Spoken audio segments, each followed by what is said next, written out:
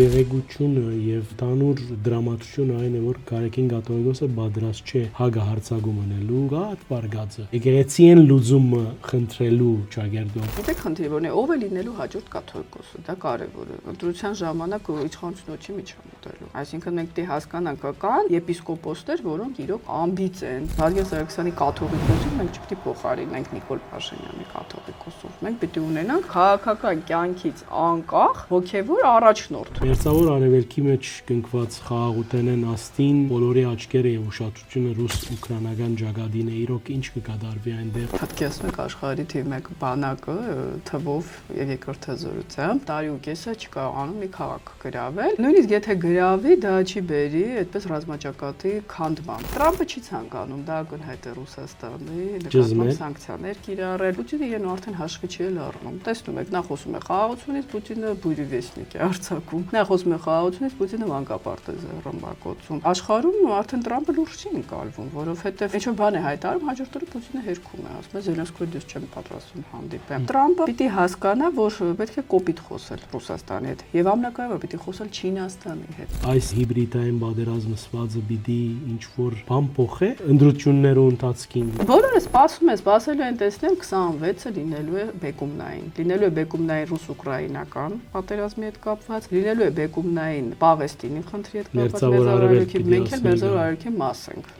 Լինելու է բեկումնային ներքաղաքական պայքարի համար ԱՄՆ-ում եւ Տրամպի դիրքերի ուժեղացման կամ հակառակը։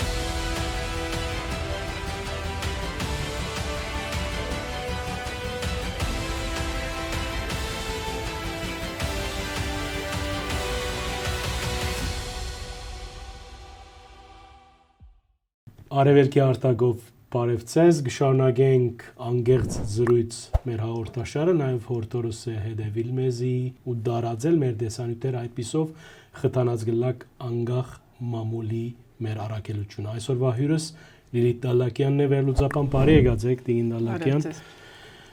Մերձավոր Արևելքի մեջ կնքված խաղաղութենեն աստին բոլորի աչքերը եւ ուշադրությունը ռուս-ուկրաինական ջագադին է, իրոք ինչ կկատարվի այնտեղ, ինչ են վերջին տվյալները եւ ընթացքը ինչ է գործընթացը։ Դե վերջին տվյալները շատ արագ են փոխվում, դա կապված Տրամպի քաղաքականության հետ։ Եթե ռազմաճակատին նայենք, Կուպյանսկը եւ Պոկրովսկն են հիմա այսպես շրջափակման վտանգի առաջ, իդեպ տարի ու կես պատկերացնեք աշխարհի թիվ 1 բանակը թվով եւ երկրորդազորությամբ տարի ու կեսը չկարողանում մի քաղաք գրավել։ Նույնիսկ եթե գրավի, դա չի բերի այդպես ռազմաճակատի քանդման, այդպես որ ասեմ, կոլապսի։ Այսինքն բեկումնային չի, ոչ, բայց իհարկե դա կդժվարացնի լոգիստիկ ուրեմն մատակարարումը Ուկրաինայի բանակին, բայց կոլապս չի առաջացնի։ Ինչ վերաբերում է դիվանագիտական մակարդակում, մենք տեսնում ենք Տրամպը փոխում է անդադիր տեսակետները հայմարսների հետ կապված, Պուտինի հետ կապված, այս սանկցիաները, որ նա որոշել է կիրառել, դեռ ուժի մեջ չեն մտել, նոյեմբերի 21-ին պիտի վերջնական որոշում կայացվի, հուսով եմ մինչ այդ նա չի փոխի կրկին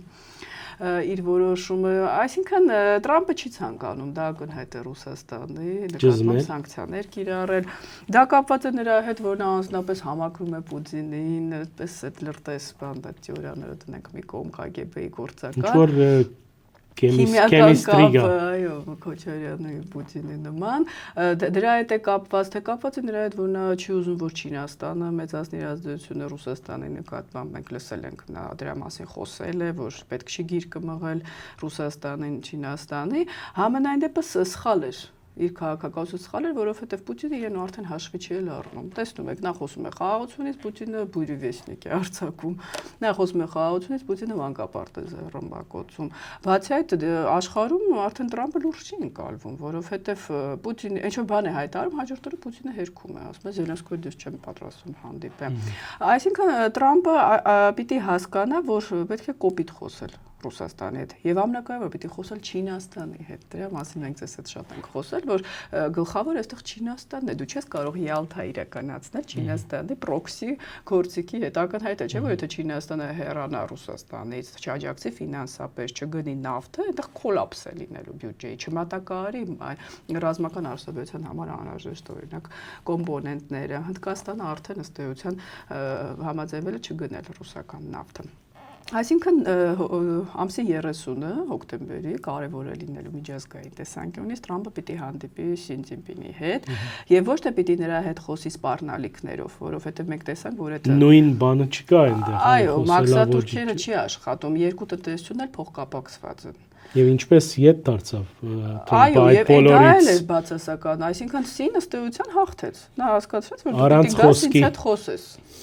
Սխալ է Թրամփի քաղաքականությունը, որովհետև դա ռեակցիոն քաղաքականություն, դիվանագիտություն չի, բայց բահու այսպես այո, էմոցիոնալ է։ Տեսեք Բոլտոնի հետ կապված նա ինչ էմոցիոնալ է իրեն դրսևորում, վրեժի քաղաքականություն։ Նույն ինչ որ հրավ մասկի հետ եւ Այո, մեկ օր հավանում է, մի օր ատում է, մի օր Պուտինին վիրավորում է, մի օր շատ է սիրում։ Շատ խելոք մարդ է։ Այո, Զելենսկուն ասում է ինչու՞ չես քո տարածքները գրավում, հետո գոռում է նրա վրա կրկին այս վերջի հանդիպման ըստ էության արտահոսքեր եղան, որ տուր Դոնբասը։ Այսինքն վերջանանք, բայց դա իհարկե վերջը չի լինելու, մենք պիտի հասկանանք, ինքը ասել է, որ Ռուսաստանի Դոնբասը պետք չի, Ռուսաստանը հողի խնդիր չունի, Ռուսաստանը պետք է Ուկրաինան։ Դա պլազդարմ է լինելու հետագայում։ Այսինքն Սի հետ պետք է խոսել իր ասած deal ձևով, գործարքի։ Թե ինչ նա կարող է առաջարկել, դա մեկ այլ մեծ հաղորդման մաս է, թե Չինաստանը ինչ կցանկանա, Ամերիկան որքանով կարող է զիջել դրա դիմաց, Ամերիկան ինչ կցանկանա, սա եւ շատ հետաքրքիր կարող է հաղորդում դառնալ։ Համենայն դեպս Սի Ցզինպինի դեպքում Պուտինի ունակ է լսել, ունակ է հաշվի առնել Չինաստանի շահերը, Ռուսաստանի շահերից չէր բխում մտնել Ուկրաինա, Ռուսաստանի տնտեսությունը հիմա քանդվում է։ Իսկ Սինը նա, քանի որ այնտեղ մի հոգի չի ղեկավարում, դա այդպես պոլիտբյուրոն է, նա հաշվետու է Չինաստանի տնտեսական զարգացման վերաբերյալ, Թայվանի խնդրի, այսինքն նրա հետ կարելի է խոսել եւ բանակցել։ Տեսնենք, ամսի 30-ը կարեւոր է լինելու այս տեսանկյունից։ Մենք ուղղակի մտնենք հայկական աջուի մեջ եւ մենք վաղուց չենք խոսած կարևոր դեպքեր եղան, որոնց ամենաուղենշայինը Գյումրիի դեպքերն էին։ Ես պիտի ուզեի գիտնալ ձեր դիտարկումը մանավանդ, որ ինտիմատիր դաշտը նաև գմեղատրե թե իշխանությունները այդպիսով նահանջեցին ժողովրդավարական սանդղակին վրա, այդ գիտեք Վարդան Ղուկասյանի ցերպակալումը եւ այլն եւ այլն։ Ինչպես կդիտեք, իսկապես իշխանությունները ինչ որ բան գործընծին այդ օպերացիա, եթե ասեմ սխալ գլա չեմ գիտեր, այդ ծևաչափով։ Երբ թողնում էին, որ Վարդան Ղուկասյանը մասնակցի ընտրությունների, երբ թողում էին, որ նա հաղթի, իդեպ հաղթի ձայներով, ոչ թե ժողովրդից ստացած ձայներով, այլ այդ կոալիցիաներով, իշխանությունները մտքում ունեին այդ քայլը, որ եթե Վարդան Ղուկասյանը ինչ-որ բայ դուրս գա ազատությունից, կամ նույնիսկ Վարդան Ղուկասյանը ոչինչ չանի, պետք լինի ընտրությունների գնալ եւ էլի այդ ծև սպիտակը ապահովել։ Նրանք կձերբակալեն, որ հիմա ժողովուրդը մենք էլ ստիպված խոսենք նորից նախկին ներկա այդ օրակարգի մասին։ Ես քննադատել եմ, ասել եմ, որ դա հիասթափեցնում է ինձ, հենց իշխանությունների այս գործելավոճը, որ ակնհայտ է այս մարդկանց ֆոնին իրենք անընդհատ ուզում են վերընտրվել եւ վերընտրվում են։ Բայց դա Հայաստանի համար լավ չի, որովհետև Հայաստանում հարցեր չեն լուծվում, խնդիրներ, այդտեղ պայքար է, անձնական պայքար է, հիմա մենք անձնական պայքարին ենք ականատես լինում։ Ծրագրերի մասին չի։ Օրենքը պիտի հաստատվի միշտ, չպիտի հաստատվի, երբ որ դա քաղաքական նպատակահարմարությունից ելնելով է։ Վարդան Ղուկասյանը ես հիմա չեմ կարող այդպես հայտարարություններ անել, բայց բոլորն էլ ասում են, որ ունի օրենքի հետ խնդիրներ եւ նոր չեն այդ խնդիրները։ Եվ կուտակված են։ Կուտակված դեռ այսպես ռազմորկաները Գյումրիում իդեպ դեռ նախկին իշխանությունների ժամանակ հիշում եք իրար վրա կարակելուց մինչև, այսինքն նա այսպես անձնավորություն չի, որ ես հիմա կարողանամ ձեր տաղավարում ասեմ, քննարկեք ու պաշտպանեք, այո։ Պարզ է, որ Նիկոլ Փաշինյանը օգտագործում է դա քաղաքական կոմպոնենտ է, բայց քաղաքական հետապնդում չի կարող լինել մեկի հանդեպ, որը ինքը օրենքի հետ ունի խնդիր։ Արդեն։ Այո, հիմա ես ասեմ, սա քաղաքական հետապնդում է, օրինակ դատական վճիռ լինի, ապացուցվի, որ նա մեղավոր է, ես արդեն այդտեղ անլուրջ իրավաբանի տեսանկյունից հանդես կգամ։ Մյուս կողմից, հենց այն, որ օրենք չի հաստատվում, թույլ է տալիս, որ այս մարդիկ ասեն, տեսնում եք, Քոչյանը մեղադրական վճիռ չկա, Սարգսյանը նկատմամբ չկա, Վարդան Ղուկասյանի նկատմամբ չկա։ Այս ձերբակալվեց Մասիսի նախին քաղաքապետը մի գործով, որը 8 տարի առաջ է տեղի ունեցել։ Էլի բաց կթողեն։ Այսինքն, քանի որ ձգում են, վճիռ չկա, մի կողմից բայց դա այո ժողովրդավարական առումով ճիշտ չի, չկա վճիռ մարդու նկատմամբ նրան մեղադրելը ճիշտ չի։ Մյուս կողմից բոլորը գիտեն, որ դա պետք է լինի, որ մարդը խոցելի է, բայց սա մենք չենք կարող համարել քաղաքական հետապնդում, որովհետև գիտենք, որ այդ մարդը ապացույցներ ունենք, որ մեղավոր է, գոնե մեր մտքում։ Այսինքն իշխանությունները այսպեսի պարադոքսալ իրավիճակ են ստեղծել։ Իրենց քայլերով մաքրում են նախկին իշխանություններին, նույնիսկ օրենք չհաստատելով, եւ տալիս են նրանց քարտ, որ ասեն սա ռևանշ է, եթե մեղավոր էր, ուր է վճիռը։ Իսկ որ 7 տարում գոնե մի գործով կարելի էր վճիռ կայացնել, կներեք իմ մասնագիտությունից ելնելով, ես դա կարող եմ 100% մի քանի օրինակներ կրնակ տալ, որ կարելի էր վճիռ հաստատել եւ միանշանակ նախ երբ որ գործերը նայում ես մեղադրական եզրակացությունները դա փուչիկ է ասենք Սերժ Սարգսյանի գործը ընդհանրապես ոչնչի մասին է կամ Միքայել Մինասյանի նկատմամբ հետախուզումը դադարեցրել է Ինտերպոլը խոսում եք $300 միլիոն ավել հափշտակության մասին այդ մարդը ամեն օր միտեղ Վրաստանում է նկարվում գնում է Սոչիում է նկարվում Այսինքն կամ Արտուր Վանեցյանին մեղադրում եք պղնձամոլիբդենային գործարանը թալանելու մեջ այդ մարդը հիմա գնում է ընտրությունների Հիմա որ ասես ինչի չեք ձերբակալում, այդ կողմը կասի բծուրա որ մենք մեղավոր ենք։ Այսինքն այս քայլերով իրենք ոչ միայն չեն հաստատում օրենք, այլև տալիս են քարտբաց։ Մենք տեսնում ենք, չէ, նորմալ օրինական երկրում Մոլդովայում ինչպես են հարցերը լուծում, եւ ժողովրդավարական ապացուցում են, որ այլ երկրից գումար են ստացել, որ կեղծ մեթոդներով են քարոզարշավ իրականացրել, որ ձայն են ուզեցել գնել, վերջ, փակում են, ավարտվում է, ով ասեց, որ այդտեղ ժողովրդավարությունը խախտվել է, ժողովրդավարություն չի նշանակում ով ինչ ուզի կանի։ Մեր մոտ այդ խնդիրը կա ժողովրդավարության ինչ հիմունքով եւ իշխանությունները միշտ կարծեք իրենց համար սարսափ կինո է որ ծայրահեղ քայլերու թիմեն այդ տպավորությունը կա առնվազն նաեւ կուսակցություններու Նիկոլ Փաշինյանը ինքը դրա մասին խոսել է 18 թվականին եւ ժողովրդին խոստացել է այս ժամանակ չգիտեր որ դա հակաժողովրդավարական այսինքն ով է ասել իլյուստրացիան բա ինչի համար է հետսովետական երկրներում Բալթյան այդ ինչպես եղավ որ արգելեցին կոմունիստական կուսակցության մասնակցությունը բայց դու ապացուցում ես կարեւոր է ապացուցում ես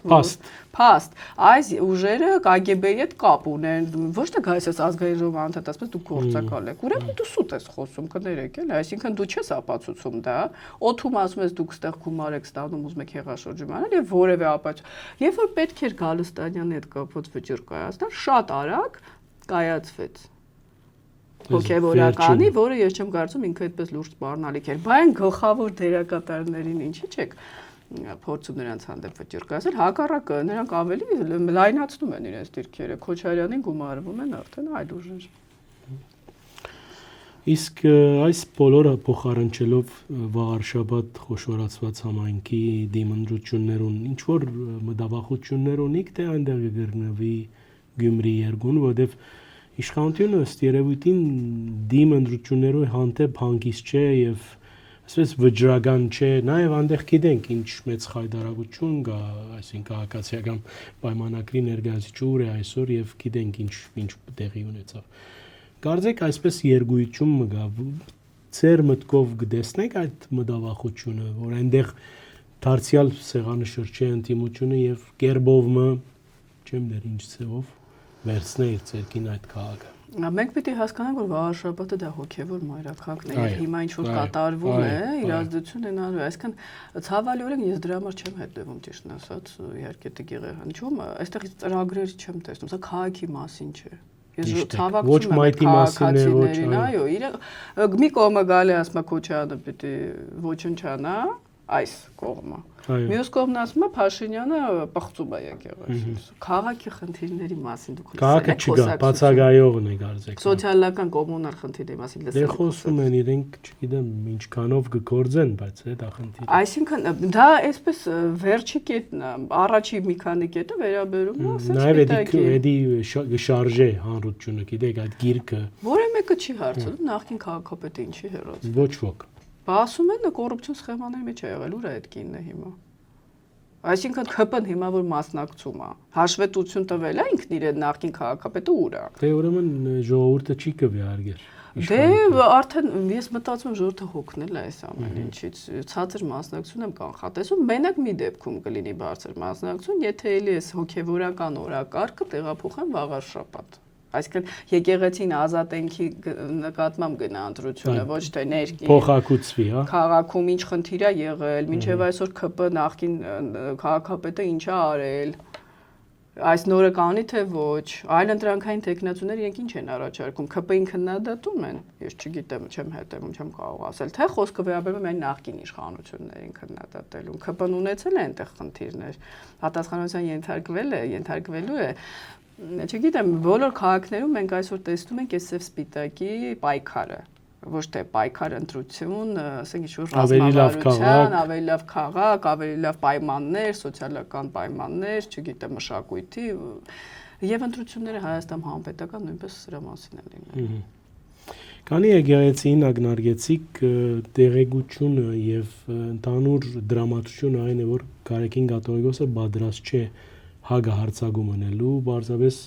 գնգալի հարվածները եւ դեղեցություններ կան, որ ներքին տարագարձություններ կան բավական լուրջ մագարտակի եպիսկոպոսական դաս, կաթողիկոս, չքանով ճիշտ են շուտ է ասել, բայց չկարծեք այդ մեխանիզմը կաշխատի եկեղեցին ներսեն այսպես ինչ որ եկեղեցին լուծումը խնդրելու ճագերտով կամ մեջտեղ բերելու գատ վարգածը Կարծեմ, որովհետև մեր գլխավոր թեմաներն է այսօր մեր հանրության, մեր հասարակության ամբողջ հայ ժողովուրդը հիմա սկսած է հետևել եւ սորվեցան եպիսկոպոս ինչ է ծայրակույն վարդապետի ինչ է։ Այո, ինչեւ այդ այսքան մենք չգիտենք մեր հոգեվորականների։ Ուսանք այդ հոգեվոր ցոլքեր ունենա այդ բոլորը, բայց բացի այն, որ դա իմացանք, մարդիկ, որոնք եկեղեցու հետ ընդհանրապես կապ ունեն, դարձան սուր հոգեվոր սկսեցին ապրել, օրենքներից են խոսում եւ այլն։ Ես չգիտեմ այդ լուրերը ճիշտ են թե ոչ, մենք առաջիկայում կտեսնենք։ Ակնհայտ է, որ արդեն ձայներ կան, հատկապես դա դրսի հոգեվորականներին է վերաբերում, որովհետև մի քանի հոգեվորական հայկական ժամանակին հենց հարցազրույց էին տվել, խայտարակ, ասենք, բաներ էին ասել, ես նույնիսկ չեմ ուզում հիմա դա կրկնել, եւ լռություն է։ Պարզվում է, որ նրանք առավել օբյեկտիվ են այս առումով, ոչ թե օբյեկտիվ, այլ կարող են ավելի ազատ խոսել, որովհետև Հայաստանում չեն գտնվում եւ չունեն այդպիսի ինչ-որ մտավախություններ, նաեւ անձնական եւ կյանքի վերաբերյալ Համենայն դեպս գիտեք խնդիրը որն է ով է լինելու հաջորդ կաթողիկոսը դա կարևոր է ընտրության ժամանակ իշխանությունը չի միջամտելու այսինքն մենք դե հասկանանք կան եպիսկոպոսներ որոնք իրոք ամբից են գուզեն հնարավոր որոնք պատրաստ են մենք չպետք է Իհարկե Վազգեն Սարգսյանին ես շատ եմ գնահատում, բայց նա իր սխալներն ունեցել է եւ դրա համար իր կյանքը այդպես ավարտվեց եւ ցավալիորեն նաեւ Հայաստանի համար, որովհետեւ նա չէր գիտակցում ինչ սխալներ է կատարում եւ օրինակ եւ Վազգեն Սարգսյանի կաթողիկոսին մենք չպետք է փոխարինենք Նիկոլ Փաշինյանի կաթողիկոսով։ Մենք պետք է ունենանք քաղաքական կյանքից անկախ հոգեվոր առաջնորդ որը պիտի քննադատի եւ Նիկոլ Փաշինյանին, ես ինչ եմ Գագիկ երկրորդին քննադատում, մի կողմ իր անձնական բարոյական կերպարը, հենց նրա համար նա օբյեկտիվ չի, թող Փաշինյանին էլ քննադատի, թող Քոչարյանին էլ քննադատի, թող Պուտինին էլ քննադատի, թող Ամերիկային էլ քննադատի։ Հիմա նոր կաթողիկոս չպետք է ունենանք, որը էլի չի խոսելու, երբ որ այս իշխանություններն հաջորդի ժամանակ է խոսելու կամ միայն ընդդիմության մասին է խոսելու։ Կամ ընդհանրապես չի խոսել։ Այո, օբյեկտիվ պիտի լինել, հաջորդը պիտի ընտրությունը օբյեկտիվ լինի, մաքուր, որպեսզի չասեն բերեցին, ստիպեցին, քվեարկեցին, բայց այն որ Ռուսաստանը այդպես հանգիստ չի թողնել, որպեսզի իր ազդեցության գլխավոր լծակներից մեկում ինչ ուզենան, Նիկոլ Փաշինյանը հուսով եմ գիտակցում է, որ Ռուսաստանից դա մեծ հակազդեցություն է ունենալու, ես չեմ ասում, նա չպիտի անի իր քայլերը, ես ասում եմ, պիտի հասկանա, թե Ռուսաստանը Այո, մինչև այսօր չի արել, որովհետև ռեալ քայլեր չեն եղել, իսկ երբ որ ռեալ քայլեր լինեն, Մարիա Զախարովան մեր եկեղեցու մասին չի մտածում, որ խոսում է, իրենք այդ կոմպրոմատները վաղուց ունեին, ակնհայտ է, չէ՞, դեռ այն ժամանակվանից երբ Գագիկ երկրորդը ըստ այդ հոգեվորականը ինչ-որ մեղքեր է գործել, այսպես ասեմ, եւ այնպես չի, որ Ռուսաստանը չի օգտագործել կամ օգտագործում դա Գագիկ երկրորդին իրենց օրբիտայում պահելու համար։ Իսկ այս ընթացքով դուք հույս կտեսնեք երկխոսության Ոչ, հակառակը երկու կողմին էլ ձեռնտու է, որ մինչև ընտրություն շիկանա մթնոլորտը, սա ապահովելու է դիտումներ, սա ապահովելու է ձայներ։ Այո, նույնիսկ եթե ժողովրդի կեսը չմասնակցի ընտրության, մյուս կեսը էլի կբաժանվի կես-կեսի կամ Իսկ այդ վարգածը, որ այս բոլորը գադարվին հասարակության ուշադրությունը շեղելու այսպիսի թավատրական բաներ կան, գիտեք, միշտ։ Ես դա ասել եմ, ես դա միշտ եմ ասում։ Միշտ կա այդ վտանգը։ Միանշանակ 7 տարի, նայեք 18 թվականի լոզունգները եւ նայեք 26 թվականի, գրեթե 10 տարի անց մենք ունենք նույն լոզունգները, մուրջը, նախկինները, այն ժամանակ էլ էին նոր կաթողիկոս, նոր հայրապետ, նոր Հայաստան, դեռ այդպես չէր շիկացել։ Ես կարծեմ Նիկոլ Փաշինյանը դեռ հույս ուներ Գարեգինի հետ։ Այո, ուզեր խոսի լստի։ Մանավանդ ինքը Գարեգինը տեսնում եք աշխատում է չմասնակցես քաղաքական process-ներին, բայց դիպում են բոլորը կմղեն։ Ես նույնիսկ ցավակցում եմ, այսպես ասած, իրեն հումորով մի քիչ ասեմ, որովհետև մի կողմից ասում են մնա թե չէ կոմպրոմատները կասենք, մյուս կողմից ասում են գնա թե չէ կոմպրոմատները։ Ուրեմն կբացահայտենք, այսինքն միանշանակ է, որ երկուսն էլ շիկացնում են ու հատուկ։ Այլ հարցը, որ հիմա մեզ կարող են ասել, բա ինչ անենք, չմաքրեք եկեղեցին։ Յուրաքանչյուր հարց ունի իր, ասում եմ, երկրի հակառակ կողմը։ Բայց այն, որ դա չի կարելի օգտագործել ձայն հավաքելու ժամանակ եւ երբ պետք է այդ ձայնը հավաքել, մինչև սա էլ Նիկոլ Փաշինյանը գիտեր Գարեգին երկրորդի զավակի կամ զավակների մասին։ Ինդալակյան հաջող նկատած եմ, որ դուք անշուշտ շատ ճիշտ կնեք, միշտ մեկ հայացք անվտանգության համագարքին, բանակի զորացման վերջերս այս առումով նախարար ֆինանսներու նախարար Վայ Հովհաննիսյանը թիվեր տվավ եւ նշեց, որ 26-ի կապիտալ ծախսերու 43%-ը ովելու է արդիական բանակ ունենալու խնդրին։ Կոհեք այս թիվեն, դուք ինչ կմտածեք եւ հաջող բաց ծևով դուք իշխանություններուն գողորտորեք վարգյան ռոբե առաջ պատրաստվել, որովհետև խաղաղության օրագարկը մի բան, իսկ քեդնի վրա դեղի ունեցածը եւ հզոր բանակ ունենալու փրկությունը ամենակարևորն է։ Վստահ եմ համաձայն եք այդպես։ Միանշանակ այս աշխարհում եւ նույնիսկ խաղաղ Եվրոպան այսօր զինվում է։ Ճապոնիա, որը պացիֆիստական սահմանադրություն ունի, ես հիացած եմ նոր ղեկավարովի դեպ ասեմ իր սկզբունքներով, այնպես չի որ կին է դրա համար եմ ասում, բայց ասենք Ճապոնիան զինվում է, մենք չէ։ Լուծումները գանանցից են ունենում։ Տեսնենք, այսինքն ես չեմ հասկանում։ Իդեպ ես պետք է նշեմ, որ Հայաստանում կանենք ավելի ակտիվ հորդորեն պետք է մասնակցեն քաղաքականությանը։ Եվ գա ներուժ գա։ Միանշանակ կա եւ նախկինում իհարկե ասում են կրճատում են, այդպես լուրեր կային։ Հետո քննադատություն եղավ բանակի ծախսերը, ասում են, որ ոչ։ Այո, այդ կաշկշուկը եղավ եւ ընդդիմությունը գրագեց իշխանության ուղղությամբ։ Այո, հետո Նիկոլ Փաշինյանը խոսեց, որ բանակը չի առաջնային, հետո փոխեց իր խոսքը, այսինքն Հայաստանի աշխարհագրական դիրքը այնպեսին է, որ մեզ համար բանակը առաջնային։ Իհարկե ամեն ինչ պիտի անել, որ չօգտագործել բանակը, բայց եթե գալիս է այդ պահը, բա ինչ պիտի անենք։ Համենայնպես մեր հարևան երկիր ինչքան էլ ինքն էլ իբրև թե պիտի կրճատի մինչև 30 թվականը, սա շատ կարևոր է, բայց էլի մի քանի անգամ ավել է ռազմական բյուջեն մեջից, ակտիվ զենք է արտադրում, զինվում է եւ միշտ խոսում է, որ այ եթե ձեզ խելոք չպահեք, կենցաղային ասած, մենք կրկնենք։ Բացի այդ մեր տարածքում է մինչև հիմա գտնվում, իդեպ մոռացել եք մենք դրա մասին։ Սահմանազատված չի, խնդիրները շատ են, էլի, այնպես չի որ տենց Ալիևը մեկ օրում դարձավ կիրթ։ Այսինքն մենք ճանապարհ բացեց։ Եվ բայց այստեղ մի հատ խնդիր կա, անպայման չի էլի միլիարդավոր դոլարներ ծախսել, ինչ որ ծանր տեխնիկա։ Մենք տեսանք Ուկրաինայի նախագահը ցույց տվեց մի զենք այս սեղանի տրամաչափով, որը կարողանում է ԱԹՍ-ներով վերացնել։ Այսինքն եւ մի քանի միլիոն դոլարի, ասենք, տեխնիկայի մասին է խոսքը։ Ներսում էլ մենք պիտի արտադրենք, այսինքն այդ ռուսական աննպատակ զենքերու գնելու փոխարեն հին սերնդի այդ սուերի հեքիաթը Պոսեյդոնի, այլ ինչ-որ բուրիվեսնիկ են արձակում, որը որը մեկը չի տեսել։ Ուղղակի ասել են, որ դա թռել է։ Նորվեգիան ընդհանրապես ասաց, որ այո, այդպիսի թռիչք եղել է, բայց որտեղ է թռել, ինչ ա եղել իր հետ, որը մեկը չգիտի։ Եվ դրանք բոլորը արևմտյան գողացված տեխնոլոգիաներ են, F-35-ը, այս նոր սերնդի, ներողություն Su-35, Su-57 հիմա իբրև թե նոր սերնդի, դա կանադական F-16-ներն են, այդ հոդվածները կան։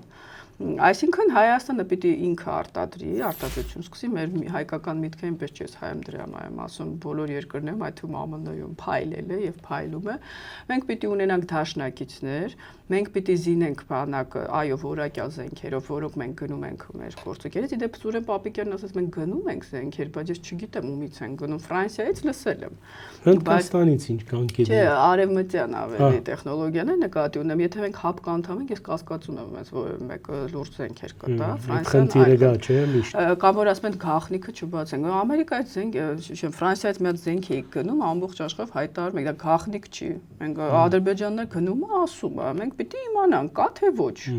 Եվ ամենակարևորը սրա մասին խոսել ենք, պետք է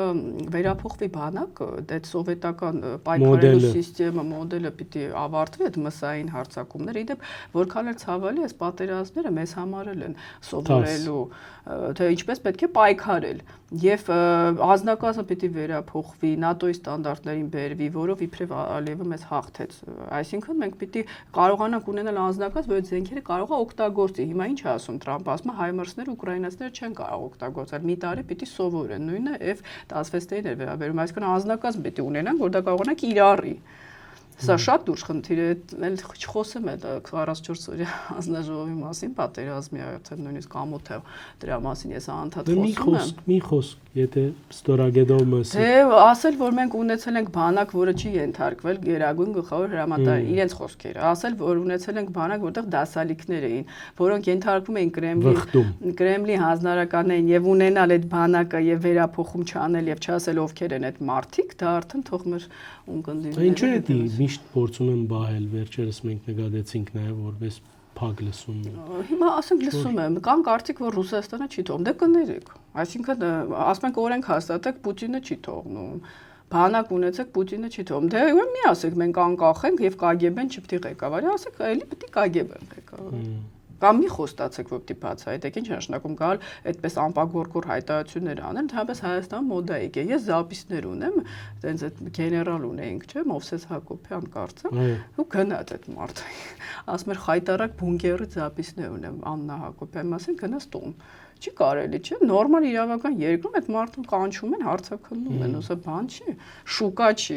Այդպես ենք մենք նայել խնդիրներին, որ էս օրին ենք հասել։ Այսինքն, եթե դուք ասում եք, որ բանակում վխտում էին լրտեսները, բայց ոչ մի գործով վճիռ չկա, սա նման է այդ արդարադատությանը, որ անցումային պիտի իրականացվի։ Եվ ես կարծում եմ, այս թեմայի մասին պետք է շատերը խոսեն, քիչ եմ լսում, որ չի կարող այդպես ասել, դե լավ, մոռացանք, տենց Ալեն Սիմոնյանը չի թողնում, Ալեն Սիմոնյանը չի որոշում, պետք չէ այդ մարդու վրա այդքան մեծ լիազորություններ տարածել։ Ասեք ով է որոշում եւ ինչու չի հրապարակվում։ Վերջին հարցը Ստիգին Դալակյան, այս հիբրիդային պատերազմի մասին շատ խոսած ենք, վերջերս այդ Մոլդովիո նախագահը հայտարարեց, որ Ռուսաստանը կվադրաստվի վերցնել իշխանությունը, բայց ինչքան դուք կնշեք, Դագավին ռուսական աստեցությունը շատ բացահայտ է հիմա ուր ինչպես կողմնորոշվի։ Այս հիբրիդային պատերազմը սվածը պիտի ինչ որ բան փոխե ընդրություններու ընթացքին կամ Ռուսաստանը ինչքանով դրամատիկ է այդ խաղի մեջ մտնալ ճագերդով անշուշտ։ Ես չեմ կարծում, որ Մոլդովայում Ռուսաստանը ավարտել է իր գործողությունները։ Իդեպ այս տարի ընդունված անվտանգության հայեցակարգում Ռուսաստանը թիվ 1 սպառնալիքն է համարում եւ ես կարծում եմ դա կապված է Մերսնեստրի եւ Գագաուզիայի հետ։ Ուղղակի Ռուսաստանը, ես դաժե նույնիսկ կներեք, այսպես եմ մտածում, եթե հարադատար հաստատվի ռուս-ուկրաինական ռազմաճակատում, էլ որտեղ Ռուսաստանը կարող է էսկալացիայի գնա, որտեղ այնտեղ ռուսական զորքեր կան։ Հայաստանից բացի դերմը չի գա։ Բացի Հայաստանը, Մոլդովան։ Այնտեղ Մերզնեստրում ռուս խաղաղապահներն են, այնտեղ ճնշում են, քաղցած են Մերզնեստրին, հա։ Այսինքն փոքր իհարկե ուժերով, ես չեմ ասում լայնածավալ պատերազմ, այսինքն Մոլդովան թիրախներից մեկն է, դրա մասին Զելենսկին իդեպ խոսել է։ Ուկրաինայից հետո հաջորդը Հարավային Կովկաս, ուղղակի Հայաստանի վրա ոչ չի արձակվի Ռուսաստանը, այստեղ մեծ դաշնակից է համարվում, Մոլդովան այլ հարց է, հետո ցամաքային կապ չկա մեզ հետ։ Հիբրիդ մեթոդներ հենց Հայաստանում են կիրառվելու։ Այսինքն տնտեսությունը մենք պիտի դիվերսիֆիկացիա անպայման իրականացնենք, եթե մենք դիմում ենք տեխնացուի կարգավիճակ ստանալու համար Եվրամիության, ասում են հաջորդ տարի պիտի դիմենք։ Ռուսաստանը կարող է վերին լարսը նույն օրը փակի։ Եթե փակի Թուրքիան բացելու է սահմանը, այս Էրդողանին չեմ վստահում։ Վրաստանը ինչպես իրեն կդրսևորի, Եվրոպան մեզ կարող է արագ օգնություն տրամադրել, ինչպես Մոլդովային, այսինքն տնտեսության խնդիրները մեկ։ Պարզ է, որ Ադրբեջանով եկող ճանապարհին ես չեմ վստահում։ Երկրորդը, այստեղ դա բժշկություններ է առաջացնելու սոցիալական Փաշինյանի դեմ, այսինքն ընդդիմություն դրանից կօգտվի, նույնիսկ եթե ընդդիմությունը չերևա, այս մարդիկ, ասենք, ամեն մեկը իր խնդիրներով գալու է կառավարության շենքի մոտ, դա ներքին դեստաբիլիզացիա, անկայունություն է առաջացնելու։ Ներքին քաոսը սված է։ Այո, հետո երկաթուղին իրենց է պատկանում, այսինքն օգոստոս 7-ի համաձայնագիրը տորպեդարելու համար իրենք ինչ գործիքներ կարող են կիրառել հիբրիդ ճանապարհների վրա, որ ասեն այդ ճանապարհը այդքան էլ անվտանգ չի։ Իրենք լուրջ չեն վերաբերում ռուսները այս բոլորը։ Ես այդպես եմ կարծում, չէ՞։ Դա կախված է Տրամփից, գիտեք, մի կողմից այո, մյուս կողմից Տրամփը անվտանգավոր մարդ է, որովհետև քիշերը սածը ցերեգը գրնա հերկել։ Եթե նրան Ռուբիոն բերի այն մտքին, որ Պուտինը իրեն ուղղակի ծաղրում է, ասում Ռուբիոն ուզում է բերի այդ մտքին։ Այո, աշխատում է շատ լուրջ։ Ես ձեզ ասեմ, մեր աշխատանքը պետք է Տրամփի հետ չլինի, Ռուբիոյի, որովհետև իր անձնակազմում ցավալի է, բայց Վոլցից հետո ես հեռացրեց, ես տեսնում որ միայն Ռուբիոյի հետ կարելի է աշխատել, հետո հաջորդ նախագահան ինքն է լինելու, չգիտեմ։ Հուսանք կբա է, այդ ալ խնդիր է, եւ վերջապես Ադրբեջան, Ռուսաստան։ Այո, վերջին այդ բացահայտումը, այդ նվերը, եթե ասենք, ինչ էր, նվերը իսկապես գային այդպիսի դրամատուրգներ, որովհետեւ ինչքան որ ես գարտացի, շատ հին քայլ մնե այդ Ռամիզ իրենց ազդեցության գործակալի հանձնման հերթական արարողությունը։ Կան դուք լուրջ կընդունիք այդ մեկը։ Գիտեք, իհարկե ոչ, բայց այստեղ մի հարց կա, այսինքն Պուտինը նաև ակնարկում էր, որ գիտես մեզ դիմում են քո երկրից, եթե քեզ այդքան ճիշտ չպայես, դա ժողովրդավարություն չի, ժողովուրդը այնպես չի, որ քեզ այդպես 100% վստահում է։ Ղարաբաղը հասկացանք հաղթեցիր իբրև թե բերեցիր հետ, բայց սոցիալական խնդիրներ կան, մարդու իրավունքների կապված, այսինքն այնպես է որ մեզ դիմում են։ Դա ես կարծեմ դա այդ նշանն է, որ մենք էլ ապահովում ենք դեռ քո իշխանությունը։ Սա մեկ։ Երկրորդը ակնհայտ է ինչքան էլ իրենք վիճեն, ես չեմ ուզում անդադ կրկնվել, նրանք արևմուտքի դեմ այստեղ միասնական են աշխատում։ Կապ չունի հիմա Ալիևը փորձում է Տրամփի հետ իր հարաբերությունների իբրև թե չեմ ցույց տալ, բայց այդ անընդհատ Զանգեզուրի միջանց գետի արտահայտությունները դա Մոսկվայի ուղղությամբ այսպես ժեստեր են, որտես Փաշինյանը օգոստոս 7-ը ասում, ես Եվան եմ ասում, եւ Զանգեզուրի միջանց, որը դե նոյեմբերի 9-ն է։ Այսինքն, բայց Ալիևը գիտի, որ իր գլխին կա մահակ,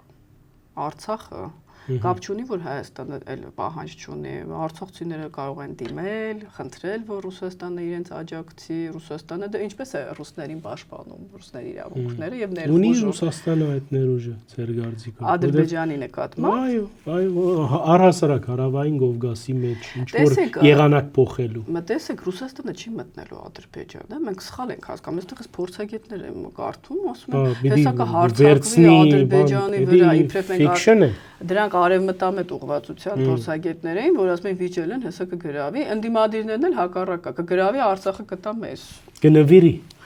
Ես չգիտեմ, Արցախը նվիրել են միշտ ռուսները սովետական միության ժամանակ եւ հակառակ ուղղությամբ։ Այո, միշտ հակառակն են։ Իդեպ աշխարհի բոլոր տեղերում ինքնորոշումը պաշտպանում են, բացի Արցախից եւ Կոսովոյից, սա երկու։ Ինչ վերաբերում է հարցը ինչպես կլուծեն, դիմում են մարդիկ, մանավանդ արևմուտքում էլ արցախցիների վերադարձի մասին խոսում են, այնպես չի որ Ալիևը այստեղ շատ փախչելու տեղ ունի։ Դիմում են, ասում են, խնդրում եմ, եկեք մեր անվտանգությունը ապահովեք։ Պարոն Ալիև, պատկերացնում եմ Պուտինի խոսակցություն, մենք ոնց չգանք, բա մարդիկ, բա նոյեմբերին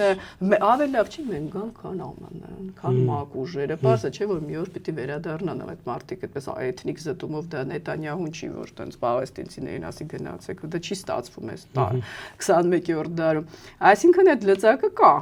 Այստեղի Արցախի օրինական ընտրված ներկայացուցիչներն էլ նամակներ են, չէ՞, շաբաթը մեկ գրում Պուտինին, դա իզուր չեն գրում։ Այդ կապը գա, այդ սպասումը։ Այսինքն իրենք երկուսով մի կներեք, էլի հանցագործության մեջ են, դա իրենց մշտապես կապելու է, դե Պուտինը դրա համար է նվիրել, որ Ալիևին պահի, չէ՞, այդ դուգինը, որ ասում էր մենք չլինեինք, դուք չէիք հաղթի, որ եվրասիականության մեջ պիտի լինեք, ԵՏՄ, ՀԱՊԿ, իհարկե Ալիևը իրենց խաբեց, բայց դե մի քիչ դժվար է անդադ խաբել, մանավանդ եթե մյուս երկու դաշնակիցները վիճում են իրար Թուրքիան ու Իսրայելը, Ալիևի գործերն էլ այդպես։ Դժվարան է։ Այո, բայց այն որ Ալիևը ակնհայտ ԱՄՆ ինչի ասի ոչ, այն էլ այս ղեկավարին, որը անկանխատեսելի անձնավորություն է, իրեն էլ օրը մեջ ասում է դու շատ լավն ես, դա լա դիվանագիտություն։ Բոլորը սպասելու են տեսնել 26-ը լինելու է բեկումնային։ Լինելու է բեկումնային ռուս-ուկրաինական պատերազմի հետ կապված, լինելու է բեկումնային Պաղեստինի խնդրի հետ կապված, մենք էլ Մերձավոր Արևելքի մաս ենք։ Լինելու է բեկումնային ներքաղաքական պայքարի համար ԱՄՆ-ում եւ Տրամպի դիրքերի ուժեղացման կամ հակառակը։ Ըստ այս 3 չափանիշի արդեն մենք հարավային Կովկասում զարգացումները կհասկանանք։ Անգերտ զրույց էր, շնորհակալ եմ, արկելի ագնտիրներ, ինչպես նկատեցիք, բազմապեվեր էր մեր զրույցը Ուկրաինայեն, Հայաստան, Ռուսաստան, Ադրբեջան եւ այս բոլորի մասին հավելյալ հետևելու համար միացեք մեր ալիքին հյուրս Լիլիթ Դալլակյանն էր, բարի մնացեք։